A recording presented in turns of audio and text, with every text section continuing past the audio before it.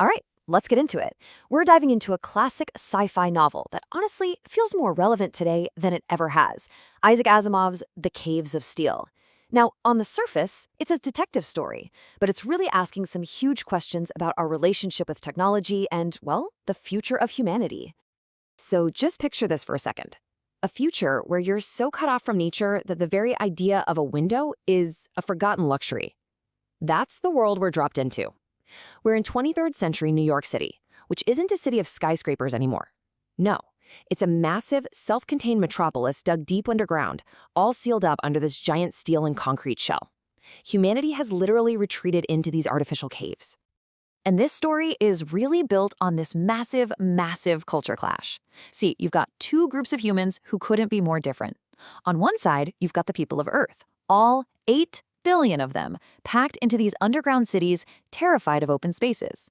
And on the other, you have the spacers. Now, these are the descendants of the original human colonists. They live these long, perfect, luxurious lives on 50 different planets. They look down on Earthmen as diseased and backward. So yeah, there's a fragile peace, but believe me, it is simmering with some serious resentment.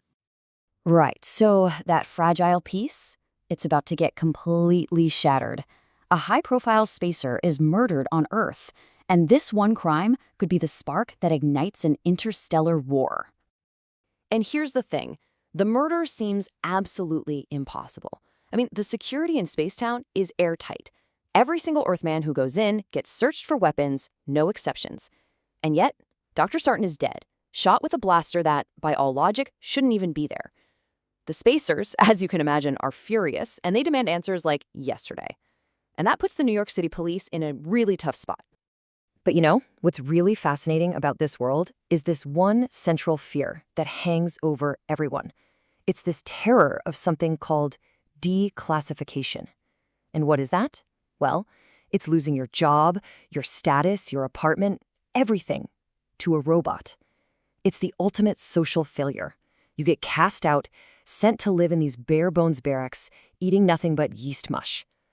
For a lot of people in this world, that is a fate far, far worse than death. So, to solve this impossible murder, the spacers basically call the shots. They dictate the terms of the whole investigation. And in doing so, they force a partnership that is, well, it's completely unprecedented and, for our hero, deeply, deeply uncomfortable. Okay, so meet our protagonist, Detective Elijah Baley. He's a good cop, a solid plainclothesman, but his whole life has been poisoned by this deep-seated hatred for robots. Why? Because his own father was declassified, and the shame completely wrecked his family. So who do you think the spacers assign as his new partner? Yep, Daneel Olivaw, a robot. But not just any robot. This one is so advanced, he's totally indistinguishable from a human being, the perfect embodiment of everything Baley fears and despises. You can just feel Baley's distrust, right? It's immediate. It's profound. He has to work side by side with this thing. This perfect imitation of a man, built by the very spacers he blames for all of Earth's problems. And the worst part? This robot might just be good enough at his job to get him declassified too.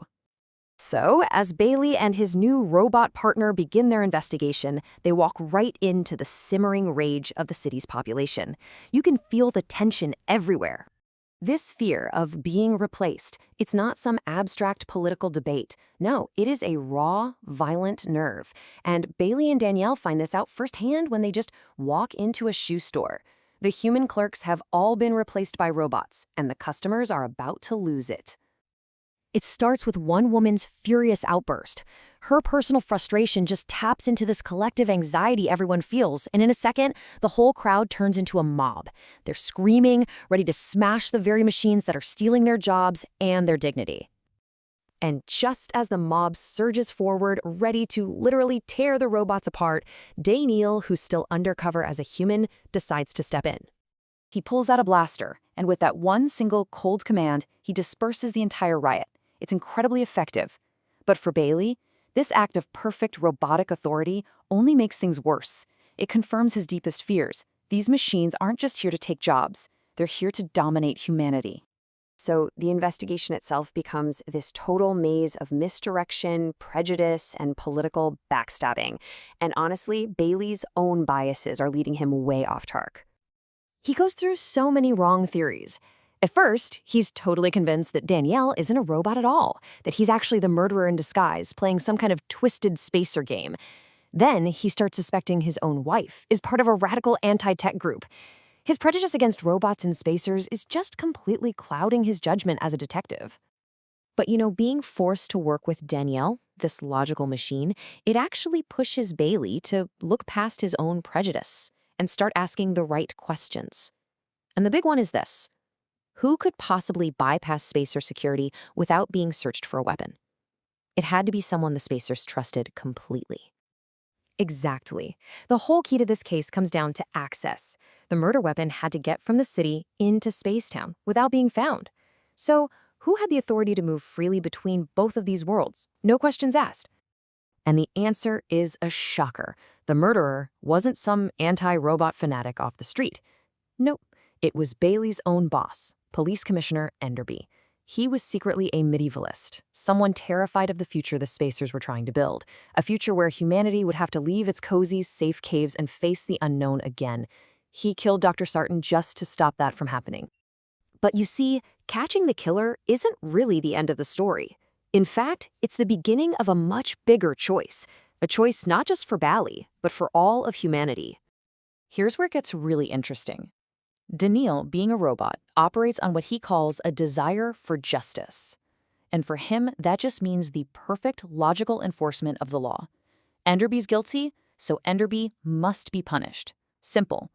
But Baley, who's actually grown to see Daneel as something more than just a machine, he realizes that a more human concept is needed here. So he tries to explain this idea of mercy to his robot partner. And how does he do it? By telling him an ancient story from a book Daneel has never even heard of, the Bible. He tells him about a moment where forgiveness was chosen over punishment, and this idea is just completely alien to Daneel's positronic brain. And this is where Baley makes his move. Instead of just arresting his boss and doing what the law demands, he makes a deal. He'll keep the truth about the murder a secret, but only if Enderby uses his influence to support the very future he tried to destroy. And that right there is the ultimate message of the story. The murder mystery, it was just the catalyst. The real challenge was about overcoming the fear and the prejudice that had trapped humanity in these comfortable but slowly decaying caves of steel. The only way for humanity to survive is to go out and reach for the stars again. So in the end, Asimov's novel leaves us with a really powerful question, one that hits close to home. It asks us to think about our own relationship with progress, with comfort, with technology. What comfortable caves of steel are we building for ourselves today? And do we have the courage to leave them?